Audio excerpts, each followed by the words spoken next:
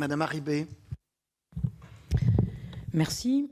Madame la ministre, j'aimerais vous poser deux questions. Une première question, je m'en excuse, qui peut paraître une question un petit peu de détail, mais on sait aussi que l'Union européenne, à force de réglementation de détail, avance, et quelquefois le diable peut se cacher derrière les détails.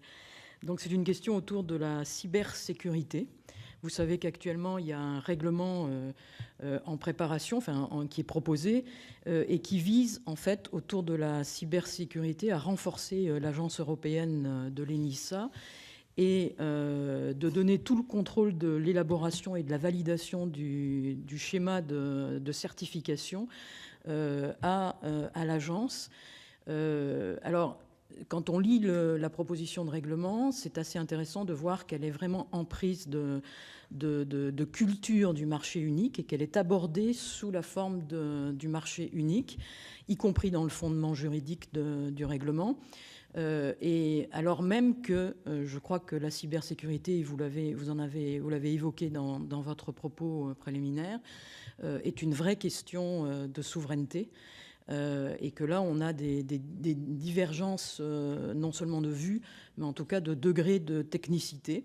Et que par rapport à nos agences, et en particulier notre agence nationale, ça peut mettre en péril un certain nombre de choses et qu'on ne peut pas se limiter à une vision entrepreneuriale de la question de la cybersécurité, parce qu'il y a d'autres enjeux derrière qui sont des enjeux de sécurité et de souveraineté.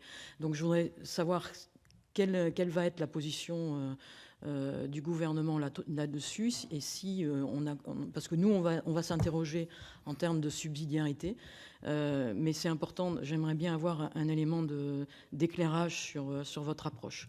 Puis la deuxième question que j'aimerais poser, qui est une question plus politique et plus fondamentale, même si la première l'est aussi, c'est autour de la politique de cohésion, parce que vos propos dans la réponse à une question tout à l'heure m'ont un peu interpellée.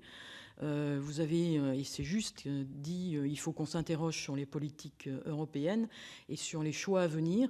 J'ai cru comprendre dans mes lectures récentes, que le gouvernement français se dirigeait vers finalement, sinon un abandon, en tout cas ne regardait pas comme une priorité la politique de cohésion.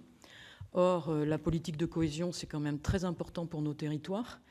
Et pour une région comme Nouvelle-Aquitaine, c'est une année budgétaire supplémentaire.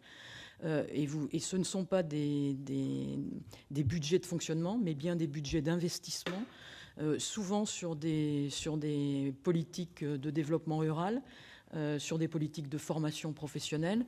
Et donc, moi, j'aimerais être sécurisée, en tout cas, sur la position du gouvernement français autour de cette politique de cohésion qui est fortement remise en cause au profit de l'approche Juncker, qui est certainement intéressante sur le plan des grandes entreprises, mais pas suffisante sur le plan des territoires.